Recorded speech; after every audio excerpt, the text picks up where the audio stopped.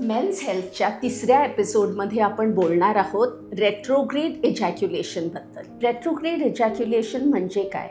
Retrograde इजॅक्युलेशनमध्ये वीर्य बाहेर येण्याऐवजी मागे युरिनरी ब्लॅडर किंवा मूत्राशयात जाते.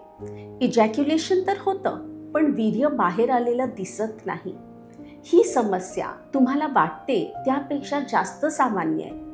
विशेषतः जर तुम्हाला डायबिटीज किंवा मधुमेह असला तर, काही कारणामुळे कधी नर्व डॅमेज झालं असलं तर, प्रोस्टेट किंवा त्या भागात सर्जरी झाली असली तर, आणि जर तुम्ही काही औषधं जसं अँटीडिप्रेसंट्स घेत असाल तर.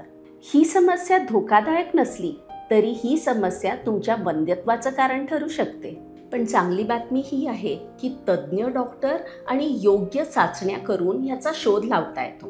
आणि मग प्रायर प्रेपरेशननी युरिनमधून शुक्राणू घेऊन त्यांना चांगल्या पद्धतीने वॉश करून IUIच्या मार्गाने प्रेग्नन्सी होऊ शकते. फक्त गरज आहे योग्य निदानाची and an expert team of doctors जे मेल इन्फर्टिलिटी किंवा पुरुषांचं वंध्यत्व हँडल करण्यामध्ये एक्सपिरियन्स्ड आहे.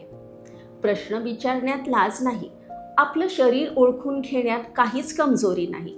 तुम्ही जितकं डॉक्टरांशी बोलाल तितकं जास्त समजून घ्याल आणि मग मार्ग शोधता येतील. पुरुषांचं आरोग्यही तेवढंच महत्त्वाचं आहे आणि आज त्याबद्दल बोलण्याची आणि त्यावर प्रकाश टाकण्याची वेळ आलेली आहे.